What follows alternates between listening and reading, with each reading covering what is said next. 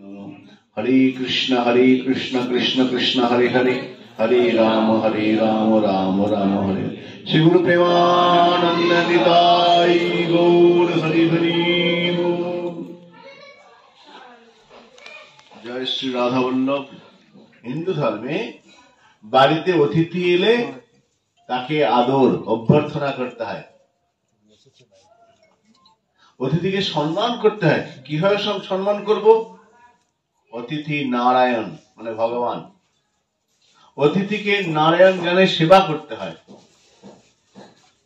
তো গর্গমুনি এসেছেন নন্দ মহারাজের বাড়িতে। নন্দ মহারাজকে তার পরিচয়, তিনি ভগবানের পিতা, কৃষ্ণচন্দ্রের পিতা।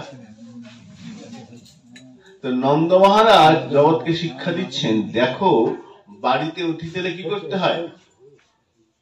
প্রণাম করেছেন, বলে বলছেন মহদ বিচলনাং নৃণাং গৃহীণাং দীনচেতসাম নিঃশেষায় ভগবান কল্পতে নন্যথা কচিত। নন্দ মহারাজ বলছেন কি সৌভাগ্য আমার, হে গর্গমুনি, আপনি বসুদেবের পুরোহিত। বসুদেব সম্পর্কে নন্দ মহারাজের ভাই। আপনি রাজপুরোহিত, আপনি আমার বাড়িতে কৃপা করে এসেছেন। আমি জানি সাধুদের প্রয়োজন নেই, তবু সাধুরা কৃপা করে গৃহস্থের বাড়িতে যান। সাধুরা যে কৃপা করে যান তার প্রমাণ আপনি এসেছেন আমার ঘরে। মহৎ বিচরণাং নৃণাং গৃহীণাং দীনচেতসাম নিঃশেষায় ভগবান কল্পতে নন্যথা কচিত।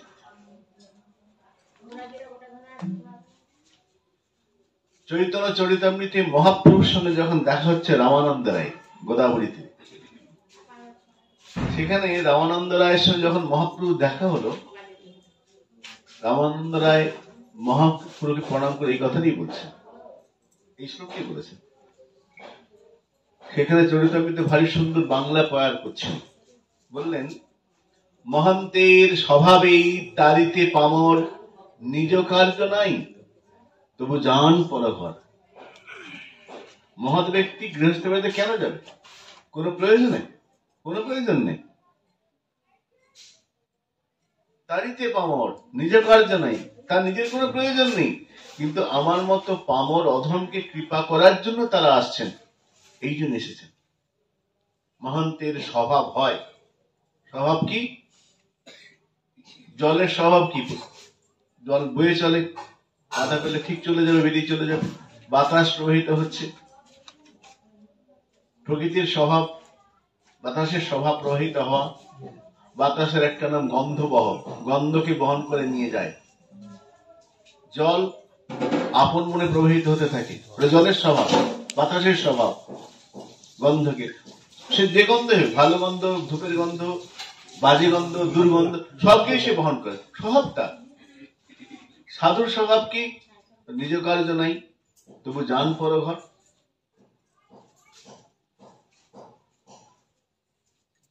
ভাগবতের দশম স্কন্ধের অষ্টম অধ্যায়ে 4 নম্বর শ্লোকে নন্দ মহারাজ বলছেন মহৎ বিচলনাং নৃণাং। এই যে মহৎগণ সাধুগণ কৃপা করে যান, এটা মহৎ ব্যক্তির লক্ষণ। এখন মহৎ ব্যক্তি বলতে আমরা কি বুঝবো? মহৎ কাকে বলবো?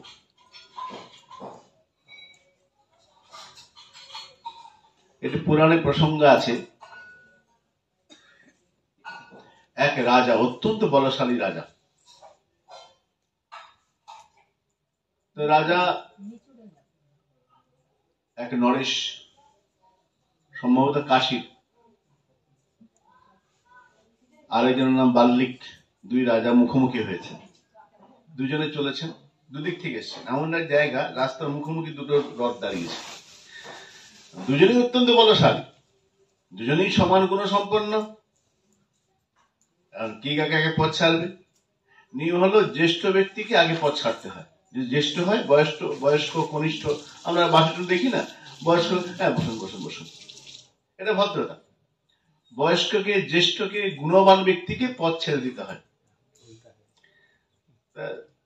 দ্বিতীয় রাজা সে বলছে তার যে সারথি, দুই সারথি মুখোমুখি, এই পথ ছাড়ো, তুই পথ ছাড়ো, না তুই পথ ছাড়ো, তর্ক লেগে পড়েছে।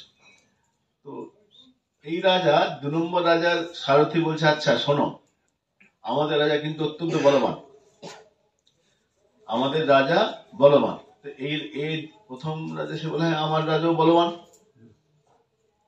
আমার রাজা খুব গুণবান, আমার রাজাও গুণবান, তোমার রাজার কি গুণ আছে?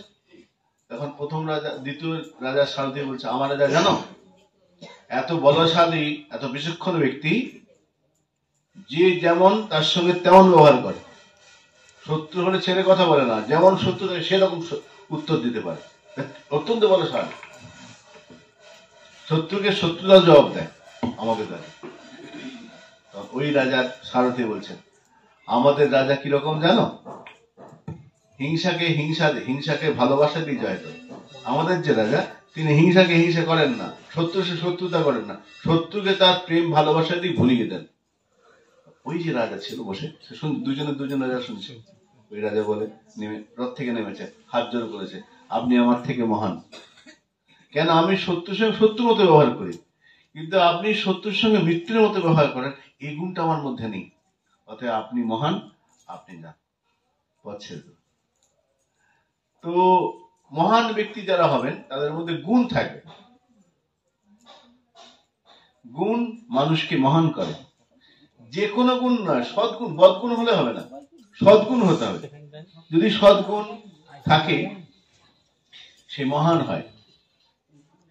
কিন্তু এখানে বললেন মহৎ বিচলনাং নৃণাং,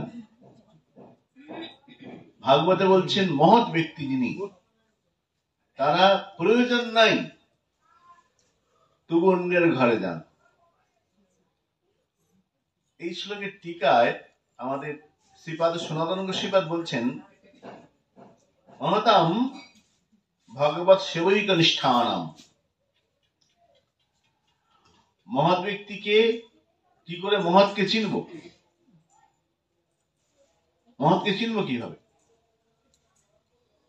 বললেন ভগবৎ সেবৈক নিষ্ঠা, যার ভগবৎ সেবায় নিষ্ঠা রয়েছে, ভগবৎ সেবা যার প্রাণ, ভগবানের সেবা ছাড়া যে থাকতেই পারে না, ভগবৎ সেবৈক নিষ্ঠা, একমাত্র নিষ্ঠা ভগবৎ সেবা। আর মহান্ত সমচিত্তাহ, যার চিত্তে সকলের প্রতি সমদৃষ্টি, মহৎ ব্যক্তির লক্ষণ দুটো, একটি হচ্ছে সমচিত্তা, যিনি সকলকে সমদর্শন করেন। সমদর্শন খুব কঠিন, সকলকে সমান চোখে দেখা খুব কঠিন। যেমন নামদেবজির জীবনে একটা ভারী সুন্দর প্রসঙ্গ আছে, দুটো প্রসঙ্গ। মহারাষ্ট্রের সন্ত নামদেবজি 3 দিন কিছু আহার গ্রহণ করেননি, 3 দিন পাননি, রুটি নিয়েছেন 4টে, রুটি নিয়ে খুলেছেন, জোগাড় করেছেন, ঠাকুরের ভোগ দেবেন, ঠাকুরের ভোগ দেবেন, বিগ্রহ আছে, ভোগ লাগাবে, রুটি থালায় সাজানো হয়েছে, ঘি নিতে গেছেন, এই সময় কোথেকে একটা কুকুর ছুটে এসছে, কুকুর ছুটে এসে ওই রুটিটাকে নিয়ে দৌড়, রুটি নিয়ে কুকুর তো দৌড়াচ্ছে, এবার নামদেব ঘি আনতে, ঘি এসেছে, আমার ঠাকুরের ভোগে রুটি নিয়ে দৌড় দিল, নামদেব পেছন পেছন দৌড়াচ্ছে, আরে ভগবান জি থোড়া ঘি তো লাগাইয়ে, আরে আমি তো ঘি লাগাইনি, আপনি নিয়ে চলে যাচ্ছেন, ঘি নিয়ে যান, কুকুর দৌড়ায়, রামদেব পেছন দৌড়ায়, আরে ভগবান জি থোড়া ঘি তো লাগাইয়ে, এবার রুটিতে ঘি লাগিয়ে দেবো, আপনি শুধু ঘি খেতে ভাল লাগবে না, শুধু রুটি ভাল লাগবে না, ঘি লাগাবো, দৌড়াচ্ছেন। সমাদার সমান চরিতান্বিত বললেন না যে জীবে সম্মান দেবে জানি কৃষ্ণ অধিষ্ঠান, প্রত্যেক জীবের মধ্যে ভগবান আছেন। এটা মুখস্থ, আমাদের তো মুখস্থ করে ফেলেছি, মুখস্থ নয়, অনুভব করতে হবে, শুধু মুখস্থ নয়, হৃদয়স্থ। সমস্ত জীবের মধ্যে ভগবান আছেন, এটা বুঝতে। তো নামদেব তিনি কুকুরের ভিতরে কেন দৌড়াচ্ছেন? তিনি কুকুরকে কুকুর দেখছেন না, কুকুরের মধ্যে অধিষ্ঠিত যে আমার ইষ্ট দেবতা তাকে দেখছেন। তো মহৎকে যাহা যাহা নেত্র পরে তাহা কৃষ্ণ স্ফুরে। লোকে ভাবছে কুকুরটাকে মারতে দৌড়াচ্ছেন না। কুকুরটা ভগবান কুকুরের ছদ্মবেশে আমার কাছে এসেছিলেন, ভগবানই এসেছেন, এই ভাবনা। উচ্চস্তরের সাধক, সর্বত সমদৃষ্টি। সাধারণ লোক এটা পারবে না। সাধারণ লোকের বুদ্ধির অগম্য।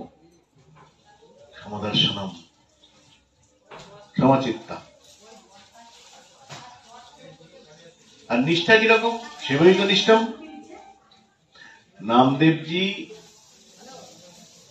একাদশী ব্রত করেছেন। ব্রত কিরকম? নির্জলা ব্রত করেছেন। তো একদিন ব্রত করেছেন, একটু পরে একটা বয়স্ক লোক, খুব বৃদ্ধ, হাজির। বাবা মরে যাব, কিছু খেতে দাও, কিছু খাবার দাও। বাবা আজ তো ব্রত, নামদেবজি আজকে তো ব্রত, কিছু খেতে দাও। আমি তো কিছু করিনি, আজকে ব্রত নির্জলা। বলে না দিলে আমি কিন্তু মরে যাব। বয়স্ক লোক। লোকে বলছে আরে নামদেব তুমি এত সাধু, এত ভক্ত, তুমি লোকটা ক্ষুধার্ত, খেতে দাও। আজ তো ব্রত। বলে মরে যাবে। লোকটা বলছে মরে যাবো, কিন্তু মরে গেলে আর কি করবো, কিন্তু ব্রত তো ব্রতই। নামদেবজি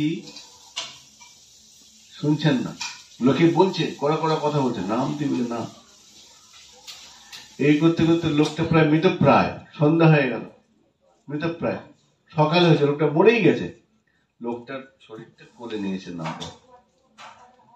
বললো ঠাকুর, এই ব্রত করতে গিয়ে আমার ঘরে তো ভক্তের একদম লোক এলো, সে তো মারা গেল, এই সংস্কার করতে হবে, এই কাঠ সাজাও।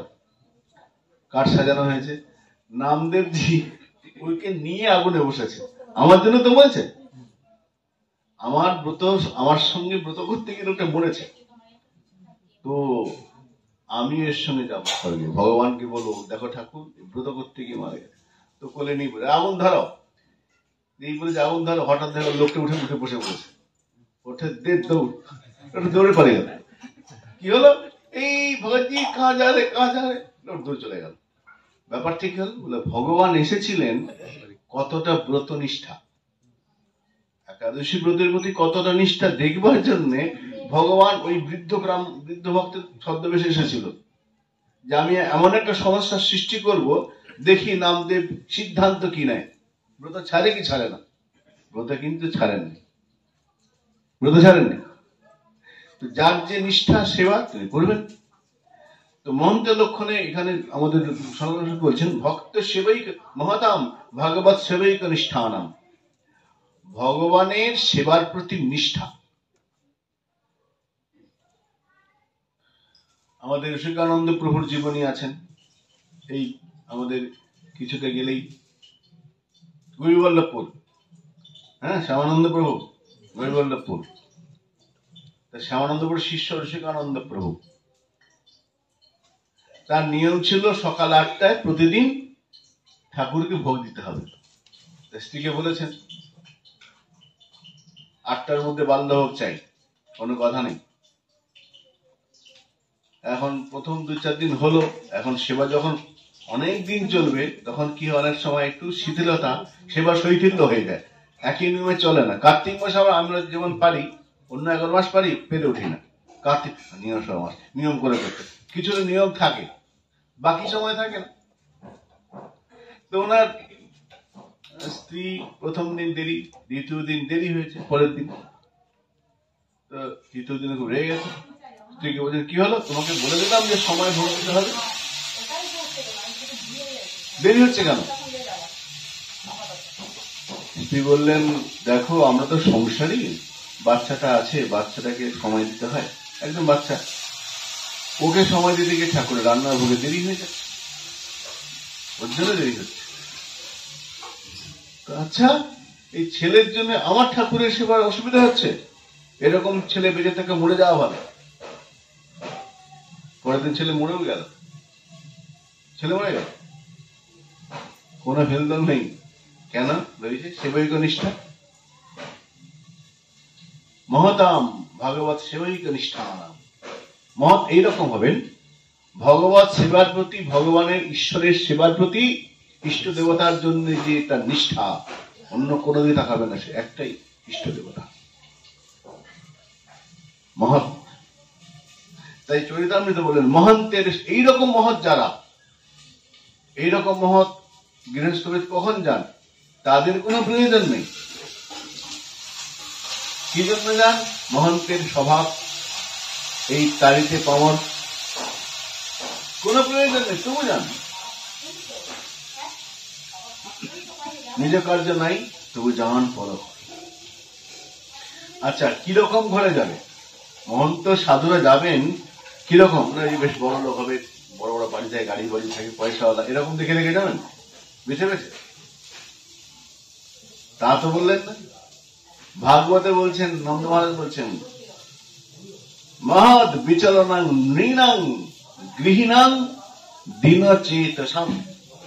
শব্দগুলো শুনুন, ভাগবতের শব্দ তো রমাপিসা বলেছেন তার পাঠে একবার, যে ভাগবতের প্রত্যেকটি শ্লোকের শব্দ চয়ন, শাস্ত্রের যে শব্দ চয়ন, এই বুদ্ধির অগম্য। প্রত্যেকটা শব্দের, প্রত্যেকটা অক্ষরের গুরুত্ব আছে। কেন বলছেন? রমা বন্দ্যোপাধ্যায় খুব সুন্দর শব্দ বলেছেন। বলছেন, দেখো, পরীক্ষিত মহারাজকে ভাগবত, এই ভাগবত কার? পরীক্ষিত মহারাজ শোনানো হচ্ছে।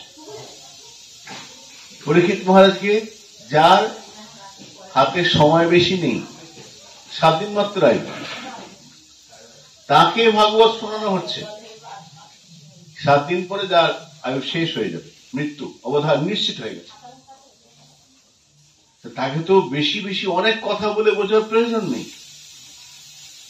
তো তিনি শব্দ সঞ্চয় করছেন কিরকম? বলে কৃপণের মতো। কৃপণ লোক যেমন খুব বেছে বেছে খরচা করে, যা তা খরচা করে না, দুমদাম করে না। কৃপণ লোক যখন খরচা করে না, খুব ভেবে চিনতে খরচা করে, ফালতু খরচা একদম করে না। তো আমাদের সুখদেব গোস্বামী চরণ যে কথাগুলি বলছেন, খুব বেছে বেছে, প্রত্যেকটি শব্দের মধ্যে রস রয়েছে, যুক্তি রয়েছে, কারণ রয়েছে। তো শব্দ দিচ্ছেন মহৎ। মহৎ কিনি না, এই যিনি মহৎ, তারা গৃহস্থ বাড়ি কেন যান? নিজে কার্য নয়, নিঃশ্রেষায় ভগবান গৃহস্থকে কল্যাণ করার জন্য যান, নিজের জন্য প্রয়োজন নেই। তারিতে পামর নিজ কার্য নাই তবু যান পর ঘর। এখন কিরকম ঘরে যান? কার ঘরে যান? নৃণাং, মানুষের ঘরে, দেবতার ঘরে নয়। হ্যাঁ, দেবতার বাড়ি চলে গেলে বেড়াতে, না, দেবতার ঘরে যাচ্ছেন না, অসুরের ঘরেও নয়, মানুষের ঘরে। নৃণাং, কিরকম নৃ, কিরকম মানুষ? গৃহীণাং, গৃহস্থ মানুষ যে। কিরকম গৃহস্থ? যে কোনো গৃহস্থ, বড় লোক, ধনী না, দীনচেতসাম, যার চিত্তটার মধ্যে দীনতা প্রবেশ করেছে, এরকম লোক। সবাই না, সবাই কৃপাভাজন হতে পারবে না। তো বললেন, নিজের স্বার্থে যান না। নৃণাং মানে মানুষ। কিরকম মানুষ? গৃহস্থ মানুষের বাড়ি, গৃহস্থ লোকের বাড়িতে। এখন মানুষের লক্ষণ কি করছেন?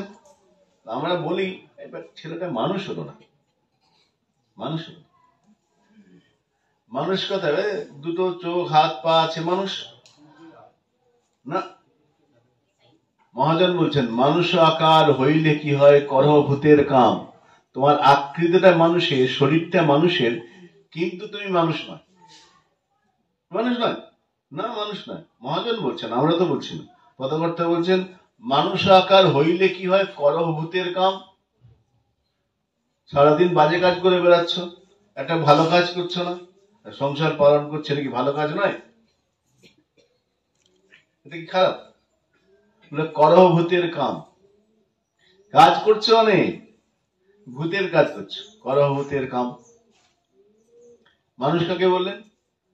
মনসা শিব্যতি মত্তা শিব্যতি ইতি মানুষ, যে মনে মনে বুঝে ঠিক কাজ করবে, বেঠিক কাজ করবে না, কাজটা বুঝে করে। শিব্যতি ইতি মানুষ মত্তা কর্মাণি, যে কাজটাই করবে ভেবে চিন্তে করবে, না ভেবে ফালতু কাজ করবে না। তার কাজটা শাস্ত্র সম্পন্ন, নিজের ইচ্ছা মতো করবে না। আকার মানুষ হতে পারে, তার কাজটা যদি শাস্ত্রসম্মত না হয়, শাস্ত্র নির্দিষ্ট না হয়, সে মানুষ নয়। তাই বললেন করহ ভূতের কাম। একটা দৃষ্টান্ত দিচ্ছেন, একটা জঙ্গলে একটা বানর আছে আর বাঘ আছে। গ্রামে ঢোকার ওই জঙ্গলে ঢোকার মুখী বড় বড় গাছ, গাছে একটা বানর বসে থাকে, আর একটু জঙ্গলের ভিতরে বাঘ থাকে। কোনো মানুষ যদি ভুলে জঙ্গলে ঢুকতে যায়, বানরটা বলে খবরদার যেও না, বাঘ আছে, যেও না। তো বাঘ দু একবার বলে যাই, তুই লোককে বলিস কেন রে, লোক আসে না, আমি খাবার পাই না। তো বানর বলে না, আমি তো বলবোই, মানুষকে সাবধান করে দেবো। তো মাঝে মাঝে আসে, যেই কেউ শোনে অনেকে চলে যায়। তো একদিন একটা লোক শোনেনি, বান্দর উল্টো পাল্টা বকছে, বান্দরকে বান্দর বলে গালি দে, আমি যাব। যেই কিছু তো গেছে, যাওয়ার পরে কিছু তো যাওয়ার পরে সত্যি বাঘ বসে আছে। ওরে বাবারে বাঘ! লোকটা দৌড়ে পেছন পালিয়ে আসছে, বাঘে ধাওয়া করেছে। অনেকদিন পর বাঘ মানুষকে দেখেছে, ধাওয়া করেছে। লোকটা ধরে ধরতে সেই গাছের, যে গাছে বানর, সেখানে চলে এসছে। বানর বলে বলেছিলাম যে ভাই তুমি যেও না, তুমি তো শুনলে না, ভাই এখন বাঁচাও কি করে। তাড়াতাড়ি গাছে উঠে পড়ে, বাঘ গাছে উঠতে পারে, উঠে পড়া গাছে। তো বানর কথায় উঠে পড়েছে। তো বাঘ সে গাছের তলায় বসেছে নিচে। বেটা বানর, তোর জন্য আমার খাবার নষ্ট হয়, আজকে তো দুটোতে আসিস, মানুষ আছে বানর আছে, আজকে একটাকে খাবি, আজকে না খেয়ে যাবো না বসেছে। একটা তো নামবি, যখন নামতে তো হবে, খেয়ে তবে যাবো। বানর বলছে আমরা নামবো না, থাকো বসে। তো নামবি তো পড়বি, ভয় নামবি না, পড়বি, আজকে খাবো, দুটো একটাকে না খেয়ে যাবো না এখান থেকে। বাঘটা বসেছে, তো কি করবো? বানর বলে বসো, দেখো না কি হয়। এখন একটু পরে বানরটা, যে আশ্রয় দিয়েছে বানরটা, সে একটু ঝিমুনি হয়ে গেছে, ঘুম পেয়েছে, গভীর রাত্রি হয়ে গেছে। মানুষ ভাবছে, মানুষ তো অত্যন্ত বুদ্ধিমান, মানুষ মনে মনে ভাবছে, আচ্ছা এই বেটা বাঘ তো একটাকে না খেয়ে যাবে না, ও তো বেটা বসে আছে, ও তো নড়বে। আমাকে যদি বাঁচতে হয় তাহলে বানরটাকে ফেলে দিই, ওটা খাবে, আমি ফ্রি হয়ে যাবো, বানরটা ফেলে দিই। এই মনে করে মানুষ করল, বুদ্ধিমান তো অত্যন্ত, তো ধাক্কা দিয়ে বানরটা ফেলে দিয়েছে। আর যেই বানর ফেলে দিয়ে খপ করে একদম বাঘের গায়ে পড়েছে, আর বাঘ ধরেছে, একদম একদম ঝাপটে ধরেছে, ব্যাটটা বানর পেয়েছি তোকে, আজকে তোকে পেয়েছি। তো বানর বলে দেখো পেয়েছো, তখন আর কি করবে, কি করবে এখন, তোকে খাবো, আমি তো বলেইছিলাম একটাকে খাবো, তোকে পেয়েছি। বানরটা বুদ্ধিমান, সেও কম যায় না, বলে দেখো ভাই তুমি আমায় খেতেই পারো, তুমি যখন আমাকে ধরেছো বলেছো খাবো, খেতেই পারো, কিন্তু একটা কথা বলি শোনো, আমার বানর এইটুকু শরীর, কি খাবে, তার থেকে কাজ আমার ছেড়ে দাও, ও বেটা অকৃতজ্ঞ আমাকে ধাক্কা দিয়ে ফেলেছে, ওকে ফেলে দেবো, তুমি বেশি মাংস খাবে, আমার খেতেই পারো, কিন্তু যদি মানুষকে পাও বেশি ভালো হবে না। হ্যাঁ এটা ঠিক, তুই এক কাজ কর, তোর সঙ্গে অকৃতজ্ঞতা করেছে তো, তোকে তুই আশ্রয় ফেলে দিয়েছে, হ্যাঁ তুই যা, যা তুই ফেলে দে। ও হু করে উঠে গেল, উঠে বসে যেত। এবার মানুষ তো ভয় পেয়েছে, বাবুরা দে ওটাকে ফেলে দে। হ্যাঁ তুই বললে হচ্ছে নাকি, আমি কেন ফেলবো, আরে তুই তো বলে গেলি যে আমি ওইটাকে ফেলে দেবো, বেশি মাংস আছে। হ্যাঁ বলেছি, বাঁচবার জন্য বলেছি। এ অকৃতজ্ঞ হতে পারে, আমি কেন অকৃতজ্ঞ হব, আমি তোকে আশ্রয় দিয়েছি, আমি ওকে ফেলবো না, আমি ওকে ফেলবো না। মানুষটা লজ্জা পেল। তাহলে মানুষ কাকে বলে? মানুষের মধ্যে অকৃতজ্ঞতা থাকবে না, মানুষ কৃতজ্ঞ থাকবে, একটা গুণ। চৈতন্য চরিতামৃতে ভক্তির অনেক গুণ মধ্যে একটা গুণ কৃতজ্ঞতা। কৃতজ্ঞ থাকে, কৃতজ্ঞ থাকা মানে কারো উপকার পেলে সেটাকে মনে রাখতে হয়, উপকারটা ভুলতে নেই। উপকারটা ভুলে যাওয়াটা অকৃতজ্ঞতা। কেউ যদি উপকার করে কখনো, সেটা মনে রাখতে হয়। কৃতজ্ঞতা মনুষ্যত্বের একটা গুণ। ওই জন্য বললেন যে মনে মনে ভেবে চিনতে কাজ করে। শিবতি মত্তা শিবতি কর্মাণি, যে কর্মটাই করে ভেবে কর, না ভেবে করেন। ভাবিয়া করিও কাজ, করিয়া ভাবিও না। করার আগে ভাবো 10 বার, কি করছি, কেন করছি, কি হবে, ভেবে কাজ কর। তো যারা এরকম ভেবে চিনতে কাজ, তাকে বলা হলো মানুষ। তো মহাজন বলছেন, মানুষ আকার হইলে কি হয়, করহ ভূতের কাম, নহিলে বদনে কেন বলিতে নাহি পারো শ্রী গোবিন্দ নাম। সারাদিন কত কাজ, কত কথা বলছো, দিবস রজনী আবল তাবল প্যাচাল পাড়িতে পারো, কত কথা, কত মজা, কত কিছু করছি, ভগবানের নাম করা হয়ে ওঠে না। হ্যাঁ ভাবি তো করবো মালা নাম, সময় পাই না। এই তো আমাদের তার উত্তর। এগুলো সব অজুহাত, এগুলো সব অজুহাত। তা নৃনাম কিরকম, কিরকম মানুষ? গৃহীনাম, গৃহস্থ মানুষের বাড়িতে যান। কিরকম গৃহস্থ? দিনচেতসম, যাদের চিত্তটা দিন হয়েছে। গৃহস্থ লক্ষণ কি? শাস্ত্র বলছেন, সেই সংসার তো সবাই করে, কিন্তু সবার সংসারটা আশ্রম হয় না, সবার ঘরটা আশ্রম হয় না। কিন্তু সাধকের উচিত তার নিজের ঘরটাকে আশ্রম তৈরি করা। গৃহস্থ আশ্রম, সংসারটা যেন আশ্রম হয়। আশ্রম মানে যেখানে ঠাকুর দেবতা সাধুরা বাস করে। তোমার বাড়িতে যদি একটা গৃহদেবতার ছোট্ট মন্দির থাকে, সেখানে পূজা করো, বিগ্রহকে বসা, ঘরের মালিক ভগবান, পূজা করো। এখন বড় বড় বিল্ডিং হয় দেখি, ঠাকুর ঘরটা সিঁড়ির নিচে হয়, বা ছোট্ট সেই 3 ফুট কি 2.5 ফুট ঘর হয় ঠাকুরের বেলায়। আমার বেলায়, নিজের বেলায় 10 ফুট 20 ফুট 15 ফুট বাড়ি, বাথরুমটা প্রায় 8-10 ফুট হয়। ঠাকুরের বেলায় ছোট্ট কোনার মধ্যে বা দেয়ালে একটা একটু, সেখানে একটা ছোট সিংহাসন ঝুলিয়ে দিয়ে নিজের ঘরের বেলা আরামের সব ব্যবস্থা। তা আশ্রম হবে সেটা, আশ্রম গৃহীনাং দিনচেতসম। সংসারটা কখন সুখের হবে? সবাই সংসার কেন করে? সুখের জন্যই করে। সুখের লাগিয়া এই ঘরে বাঁধিন, মহাজন বলছেন। ঘর করলাম কেন? সুখের জন্য। সুখের লাগিয়া এই ঘরে বাঁধিন। আমরা ঘরটা বাঁধছি কেন, করছি কেন, সাজাচ্ছি কেন? সুখের জন্য। কিন্তু হয়ে যায় দুঃখ। চাই সুখ, হয়ে যায় দুঃখ। তো সংসারটা সুখের কখন হবে? গৃহটা কখন আশ্রম হবে? শাস্ত্র বলছেন, সানন্দং সদনং সুতাশ্চ সুধীয় কান্তা প্রিয় ভাসিনী ইচ্ছা পূর্তি ধনং সর্যোষিতম সাজ্ঞাপরা সেবকা। সংসারে সুখের কয়েকটা লক্ষণ আছে, এগুলো হলে সংসারটা আশ্রম হবে, সুখ হবে। কি কি? সানন্দম সদনম, তোমার যে সদন মানে ঘর, তোমার ঘরটা যেন আনন্দময় থাকে, চেষ্টা তোমাকেই করতে হবে। সানন্দময় সানন্দং সদনম, ঘরে যেন আনন্দ থাকে। আর ঘরে আনন্দ কি করে হবে? সুতাশ্চা সুধিয়া, ছেলে যদি বুদ্ধিমান হয়, পুত্র যদি বুদ্ধিমান হয়, তাহলে একটা আনন্দ, না আমার ছেলেটা পড়াশোনায় খুব ভালো, একটা তৃপ্তি পিতা, হয় না?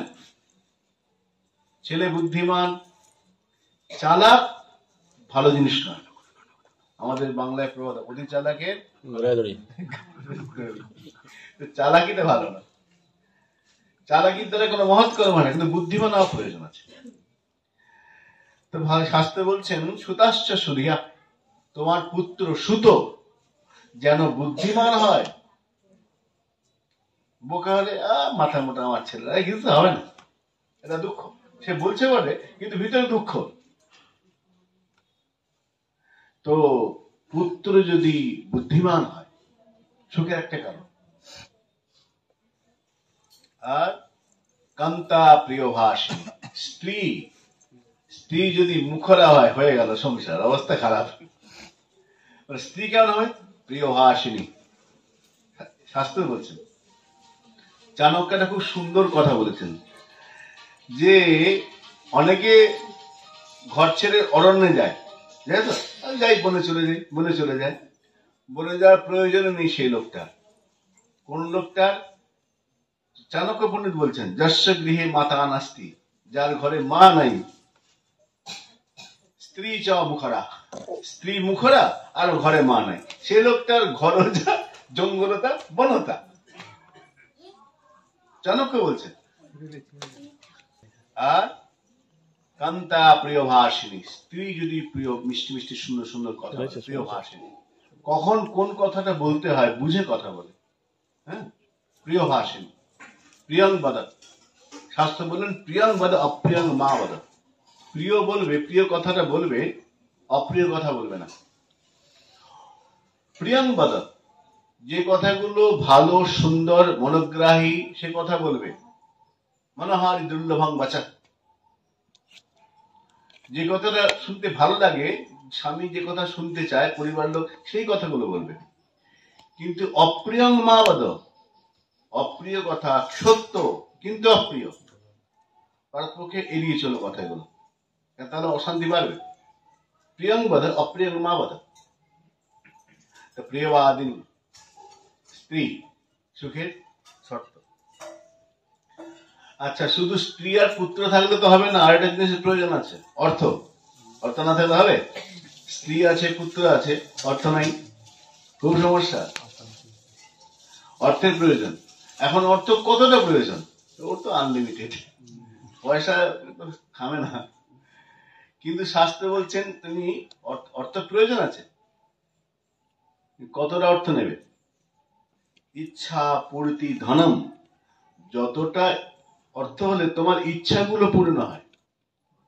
তোমার যে ইচ্ছাগুলো আছে মনের মধ্যে, ইচ্ছাগুলো তোমার যোগ্যতার সঙ্গে। এখন আমি মনে করলাম আমার একটা হেলিকপ্টার ইচ্ছা হলো কিনবো, তাহলে হবে? দেখতে হবে আমার ট্যাগের জোরের সঙ্গে ইচ্ছাটা মিল থাকতে হবে। ট্যাগের সঙ্গে যোগ না থাকে, তা দুঃখ আসবে। তাহলে ইচ্ছা পূর্তি ধনম, অর্থ কতটা? যতটা তোমার সামঞ্জস্য হয় অর্থের সঙ্গে ইচ্ছাগুলো। ইচ্ছা পূর্তি ধনম।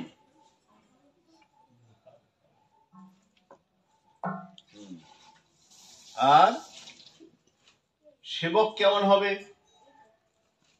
কাজের লোক কেমন হবে? আজ্ঞাপরা, আজ্ঞাপরা সেবক, মানে যা বলবে সেটা মেনে চলবে। আমাদের এত কাজ হবে না, মুখের বলে দিল তো ভালো লাগে, মনটা খারাপ হবে, কথা কাটার শুরু হয়ে যাবে। কিন্তু সেবক হবে কেন? আজ্ঞাপরা, যা বলবে মেনে চলবে। খুব পাওয়া মুশকিল, খুব মুশকিল, এই সবগুলো মেলা খুব মুশকিল। শাস্ত্র বলছেন এগুলো যদি হয়, আর বলে এগুলো তো হলো, এগুলো হলে সুখী, বলে না। আতিথ্যম, বাড়িতে অতিথি আসবে, অতিথি পূজনম, অতিথিকে আদর আপ্যায়ন করতে হবে। তাহলে প্রিয়বাসিনী স্ত্রী, বাধ্য কাজের লোক, বুদ্ধিমান পুত্র, ইচ্ছা পূর্ণ করার মতো অর্থ, এগুলো আছে। এগুলো থাকলে হবে না, অতিথি বাড়িতে এলে তাকে আদর করতে হবে। অতিথি বাড়িতে যদি আসে, হ্যাঁ, আতিথ্যম পুরপূজনম, অতিথিকে সেবা করতে হবে। মনে করে একসঙ্গে 5 জন লোক চলে এলো, এই রে চলে এসছে, আমার কত টাকা খরচা হবে, 7 দিন থাকবে। হ্যাঁ, আমাদের বাংলাদেশের ছেলে এটা বলেছিল যে বাংলাদেশ থেকে অনেক ছেলে আসে। তো জানেন আপনাদের কলকাতার ভদ্রতা কিরকম?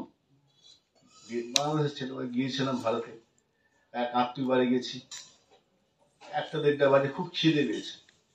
ভাবছি তাহলে রুটি পাড়ি খেয়েই যাবো, গেছি তো বসলাম। হ্যাঁ আয় আয় বস বস বস। বসে বসে একটা থালায় রসগোল্লা দিয়েছে, অর্ধেক রসগোল্লা দিয়ে বলছে সবটা খেতে হবে কিন্তু, আর তুই 4টে ট্রেন ধরবে তো, পরের ট্রেনটা ধরবে তো। আমি আকাশ থেকে ভাবছিলাম খাবো, খিদে পেয়েছে, অর্ধেক রসগোল্লা দিয়ে বলে সবটা খেতে হবে, পুরোটা খেতে হবে। আবার বলে 4টে ট্রেন ধরবে তো, একটু আগে বেরিয়ে যাও, তাহলে ট্রেন লেট করে যাবে। ও আচ্ছা আচ্ছা, কি করবো, ক্ষুধা পেটে বেরিয়ে এলো অনেক মিষ্টি খেয়ে। এই তো ভদ্রতা। অতিথি বাড়িতে এলে অতিথি পূজা নাম, অতিথিকে সেবা করতে হবে। কিন্তু অতিথি বাড়িতে এলে যদি গৃহস্থের মাথা গরম হয়ে যায় সমস্যা, সেটা গৃহস্থ আশ্রম হবে। তো বলছেন আতিথ্যম, আর হ্যাঁ অতিথি সেবা করি। বাড়িতে ঠাকুরকে রাখতে হবে, বিগ্রহ সেবা করতে হবে। পূজানাম, পূজা তো বিগ্রহেরই হয়। নিত্য গৃহদেবতার অর্চনা, মানে তোমার বাড়ির মালিক কিন্তু ঠাকুর, এই ভাবনা যে থাকে। পূজা নাম, হ্যাঁ পূজা করি, তাহলে এবার সুখী হতে পারি। অতিথি সেবা করি, পূজা আমার সাধ্য মতো করি, হবে না? তা তো হবে না। মিষ্টান্ন প্রাণাং গৃহে, প্রতিদিন প্রাণ ভরে বেশ ভালো মন্দ সুস্বাদু খাবার জন্য খেতে পারে, এটা থাকতে হবে। এখন যদি রান্নার মান ভালো না হয়, ধরুন করে থালা ছুঁড়ে ফেলে দেবে, হবে না হয়তো। তাহলে যে আহারটা সেটা যেন সুন্দর হয়। আহার যদি মনোগ্রাহী মনোমত না হয়, তাহলে অশান্তি শুরু হবে। তাহলে আহারটা যেন সুস্বাদু হয়। এতগুলো সুখের লক্ষণ, সুখের কারণ, আহারটা ঠিক মতো। সারাদিন ক্লান্ত হয়ে এলো, দেখা গেল তরকারি তো লবণ করেনি, ব্যাস কোথায় বলে কুরুক্ষেত্র লেগে যাবে, হয়ে যায় না? তো শাস্ত্র বলছেন এই সবগুলো মিললো, মনে হয় সবগুলো ঠিক, এবার সুখী। আর একটা ছোট্ট কাজ আছে, আর একটা বাকি আছে। কি বাকি আছে? বললেন সাধু সৎসঙ্গ উপাসতে। শুধু এগুলো করলে এগুলো হলো, কিন্তু খেয়াল রাখতে হবে তোমার বাড়িতে সাধুর আনাগোনা হয় তো, সাধুর আসে তো। সৎসঙ্গম, সৎসঙ্গের যেন প্রবাহ থাকে। যদি এই সবগুলো তোমার মিলে যায়, তখন কি হবে? সততং ধন্যং গৃহাশ্রমম, তখন তোমার গৃহটা আশ্রয় পরিণত হবে। এই সবগুলো মিলতে হবে। এই সবগুলো যদি মিলে, তখন তুমি বলে গৃহস্থ। গৃহস্থ। আর যদি না হয়, শুধু নিজের সুখ সুবিধা খুঁজে বেড়ায়, কি হবে? গৃহমেধি। গৃহমেধি মানে যে সংসারে আছে শুধু নিজের সুখটা খোঁজে, আর কারো কথা ভাবে না, শুধুমাত্র নিজে। আমি সুখী হলে আমি ভালো খাবো, আমি ভালো থাকবো, নিজেকে নিয়ে ব্যস্ত, যে তাকে বলা হলো গৃহমেধি। এবার বিচার্য বিষয়, সাধু কার বাড়িতে? গৃহমেধির বাড়ি না গৃহস্থের বাড়ি? কিন্তু এখানে তো ভাগবতে বলেন গৃহস্থের বাড়িতে সাধু, গৃহমেধির বাড়িতে নয়। গৃহমেধি মানে গৃহাসক্ত, গৃহের প্রতি যার আসক্তি আছে। আসক্ত মানে কি? আসক্ত মানে আরো সুখ চাই। जो अच्छा लगता है उससे आसक्ति उत्पन्न होता है। আসক্তি কখন হয়? এটা খুব ভালো, এটা আমার চাই, এটা আমার চাইতে শুরু হলো, এটা ছাড়া বাঁচবো না দিয়ে শেষ, এর নাম আসক্তি। গৃহাসক্ত ব্যক্তিকে বলা হলো গৃহমেধি। গৃহমেধির বাড়িতে সাধু যাবেন না, গৃহস্থের বাড়িতে যাবেন। এখন গৃহস্থকে চিনব কি করে? ভাগবতে সুখদেব গোস্বামী বলছেন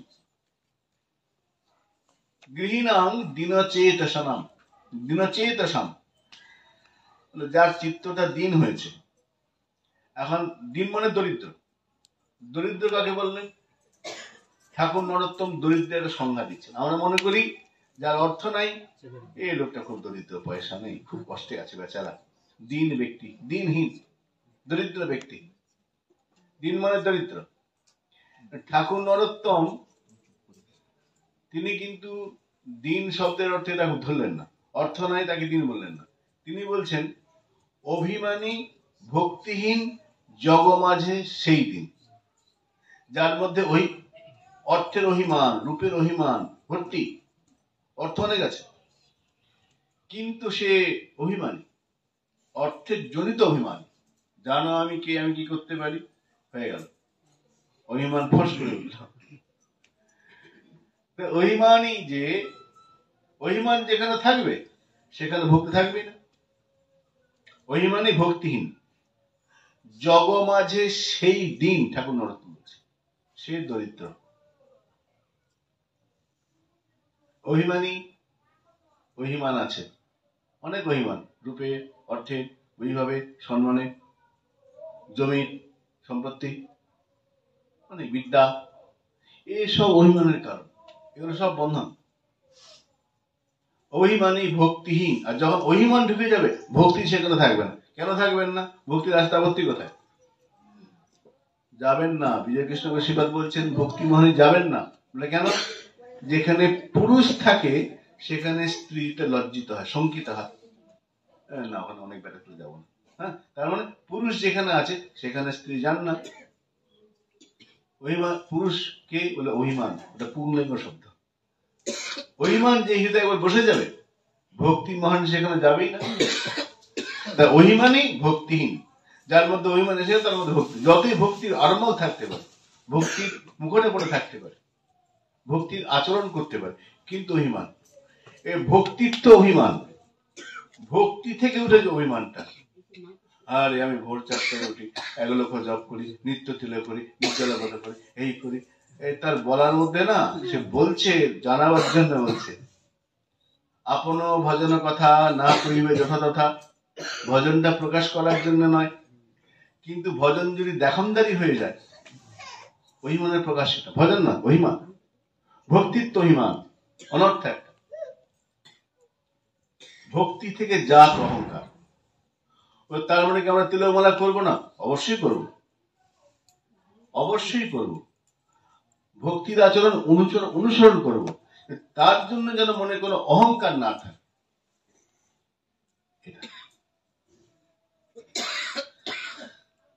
অভিমান ভক্তিহীন জগ মাঝে সেই দিন, ঠাকুর নরোত্তম বললেন। এখানে টিকার মধ্যে ভারী সুন্দর কথা বলছেন। তাহলে কোন গৃহস্থ বাড়িতে যাবেন? গৃহীণাং দিন চেতসাম।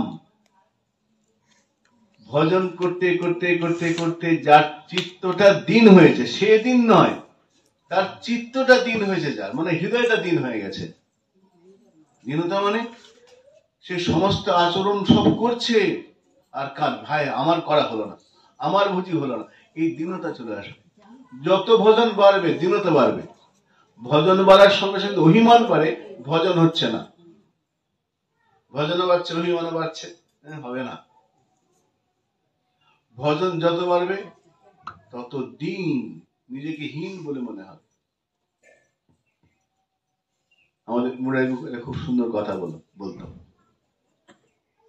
আপনাকে হীন জ্ঞান অযোগ্যতা বুদ্ধি, ইহাতেই প্রেম ইহাতেই সিদ্ধি।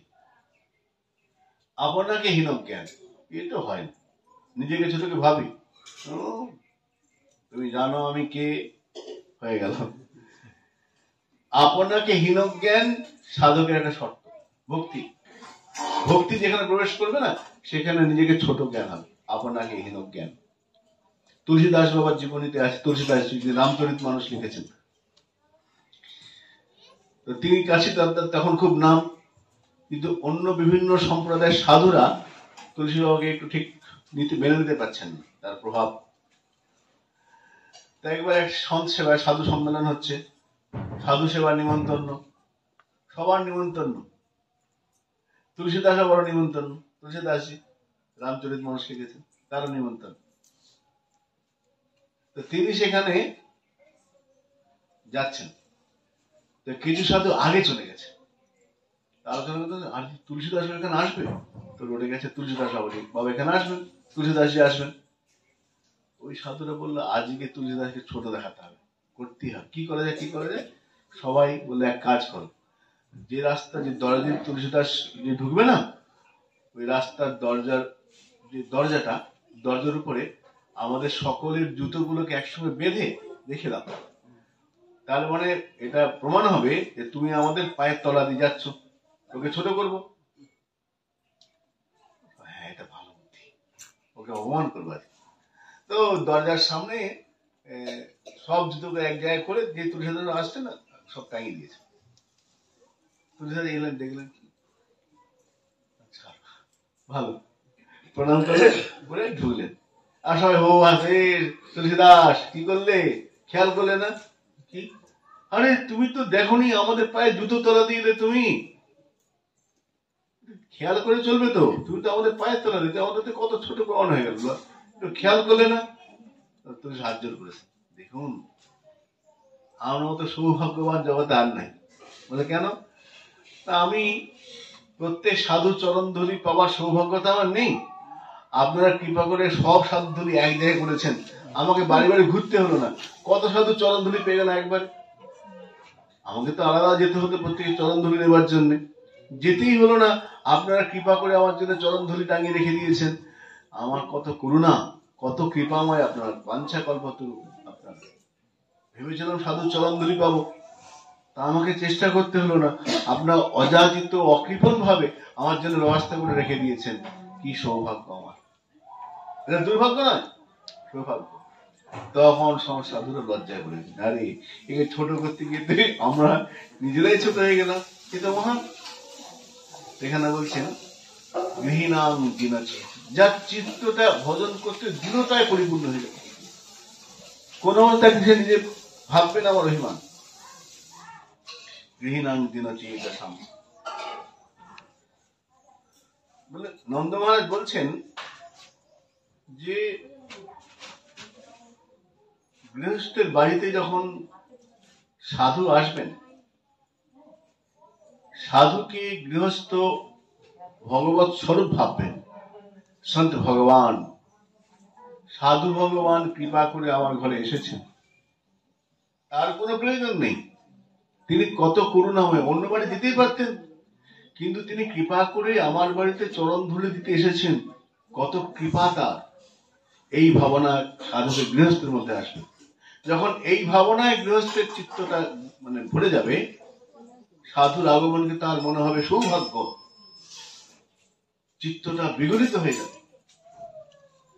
তখন সেই আশ্রমটা, সেই ঘরটা আশ্রম হবে, গৃহস্থ আশ্রম। এখানে বললেন সাধুরা কার বাড়িতে যান? যার চিত্তটা দীনতায় ভজনে পরিপূর্ণ হয়ে গেছে, সামান্য ছোট্ট ঘটনাকে বহু করে মানবে। আহা কি সৌভাগ্য আমার! সামান্য কৃপা, সামান্য একটু সুখ, ভগবানের কত দান, কৃপা। সে দুঃখ সুখ দুটোকেই সমান জ্ঞান গ্রহণ করবে। যখন এইরকম অবস্থা হয়ে যাবে, তখন বলছেন, তখন সেই গৃহস্থটা আশ্রম। আর মহৎ ব্যক্তিগণ, যেমন মহতের কোন কোন আচরণ আমরা অনেক বুঝতে পারি না। যেমন বৈষ্ণব বন্দনা বলা আছে না, যে বিজ্ঞে না বুঝায়, কিছু কিছু আচরণ আছে বোঝা যায় না, বুদ্ধির অগম্য, মেলে না। তখন কি হবে? তখন মনে হবে এহ এক লীলা, তিনি আমার সঙ্গে লীলা করার জন্য আজ এমন কিছু আচরণ করলো যেটা হয়তো মেনে নিতে পারছি না, এহ এক লীলা। একজন এসে বললো, বাবা দেখলাম ওই সাধু না দাঁড়িয়ে দাঁড়িয়ে প্রস্রাব করছে, এটা ভালো লাগলো না। উনি বলে, এহ এক লীলা, ওদিকে দেখিস না, অন্যটা দেখ। সবসময় দেখা যাবে কিছু কিছু আচরণ মিলছে না, ওদিকে তাকাতে গেলে দোষ দৃষ্টি এসে যাবে। সাধু দোষ দেখবেন না, সাধু উত্তম, মধ্যম, কনিষ্ঠ, 3 রকম লক্ষণ আছে। উত্তম সাধু দোষের মধ্যে গুণ দেখবে, দেখতে দোষ, কিন্তু তিনি দোষ দেখবেন না, তিনি ভাববেন এটা করুণা, গুণ দেখবেন, উত্তম, মধ্যম, কনিষ্ঠ। উত্তম সাধুরা অন্যের দোষ দেখতেই পায় না। একটা কবিতা আছে, পুরো কবিতাটা আমার মুখস্থ নেই, তো সেখানে বলছেন যে একটা লোক, খুব বৃষ্টিপাত হচ্ছে, প্রচন্ড বৃষ্টি হচ্ছে, একটা কুড়ে ঘর, একটা লোক আগে থেকে আছে, একটা লোক ক্ষুধার্ত এসে বলছে, ভাই আমি প্রচন্ড বৃষ্টি, একটু আশ্রয় দেবে? হ্যাঁ, না ছোট ঘর, ছোট ঘর, হ্যাঁ কোথায় যাবো, ঢুকে পড়লো। দুজন, তিনজন, চারজন ঢুকে পড়েছে একটা ঘর, আর জায়গা নেই। এই সময় আর একটা লোক, জীর্ণ শীর্ণ পোশাক পরিহিত লোক এসেছে, সে এরকম শীর্ণকায় শরীর, বড় শতচ্ছিন্ন, ভাই এত বৃষ্টি যেতে পারছে না। না না হবে না, এমনি ঘর ভরে গেছে, অন্য কোথাও যাও। হ্যাঁ কোথায় যাবো, কোথায় যাবো, একটু আশ্রয় দাও। এরা যারা আগে থেকে এসে গেছে তারা না না হবে না, আর ও তখন একটু সে কাঁচু না না না একটু কোথায়, ওই যে এসে যেই যারা দলে দাঁড়িয়েছে এসব বজ্রপাত, আশেপাশে বজ্রপাত দ্বারা হয়েছে, ও ভয়ে ঢুকে পড়েছে, আমাকে বাঁচাও, বজ্রপাত হচ্ছে, দুমদাম সাইডে বজ্রপাত হচ্ছে, এদিক ওদিক বজ্রপাত হচ্ছে। বলতেছি কি এত বজ্রপাত, বৃষ্টি তো হচ্ছিল ঝমঝম করে, হঠাৎ বজ্রপাত কেন আরম্ভ হলো? তাই তো, এই তো যা অবস্থায়, এই কুড়ে ঘর, এই তো আমাদের ঘর, যখন তখন সব মরে যাবো। তখন কথা হচ্ছে, একজন বললো, মনে হচ্ছে ভাই আজকে আমাদের বজ্রপাতে মৃত্যু হবে। তো বৃষ্টিতে বের হচ্ছিল, হঠাৎ বজ্রপাত শুরু হলো, তো নিশ্চয়ই আমাদের মধ্যে কোনো পাপী মানুষ আছে, তার জন্য বৃষ্টিপাত বজ্রপাত হচ্ছে। তো নিশ্চয়ই একজন কেউ পাপী আছে, একে বের করে দাও, একে না বের করলে আমরা সব একসঙ্গে এই পাপীর জন্য মরবো। কে পাপী, কে পাপী, কেউ তো স্বীকার করছে না। আর জীর্ণ শীর্ণ লোক যেটা এসে পরে এসছে, সে কাঁচুমাচু, ভাই আমাকে বের করো না, আমাকে আমাকে ক্ষমা করার পরে এসে, হ্যাঁ এইটাই পাপী, হ্যাঁ বেরো ওখান থেকে, তুই পরে এসে, তোর আসার পরে বজ্রপাত আরম্ভ হয়েছে। তখন ও সেই পায়ে, ভাই বাঁচা বাঁচা, আমাকে ফেরো না, আমি মরে যাবো। জোর করে ধাক্কা দিয়ে, জোর, হ্যাঁ তুই আসার পরে বজ্রপাত শুরু হয়েছে, বেরো এখান থেকে। ওকে ধাক্কা দিয়ে ফেলে দিয়েছে, ও ছিটকে দূরে পড়েছে। আর যেই দূরে পড়েছে, সব বজ্রপাত হয়ে পুরো ঘরটা সব লোকগুলো পড়ে গেল। তখন হে ভাবছি, ওরা কত মহান, ওরা আমাকে বাঁচিয়ে দিয়ে নিজের মরে গেল, কত মহান ব্যক্তি। দেখো ওখানে থাকলে আমি তো আমি মরতাম ওদের সঙ্গে থাকলে, ওরা ধাক্কা দিয়ে আমাকে বের করে দিল, কত মহান ব্যক্তিত্ব। সত্যি এরা আমার প্রণম্য, এরা আমার প্রাণটা বাঁচিয়ে দিল। ব্যাপারটা কি, ধান নয়, এরা সব পাপে ছিল, এই একটা পুণ্যাত্মা ছিল, কিন্তু এর জন্যেই, হ্যাঁ একে যে শরীর এতক্ষণ পর্যন্ত হচ্ছিল না, একে যে ফেলে দিল, উনি সব মারে গেল। দেখি হলো উত্তম ব্যক্তি হবে, সে দোষ দেখবেই না। আমরা ঠিক হয়েছে, আমাকে ফেলে দিই, ঠিক, আমরা এরকম বলতাম, তা কিন্তু বললো না, কত মহান, মানে দোষে গুণদৃষ্টি, সাধকের লক্ষণ, মহতের লক্ষণ।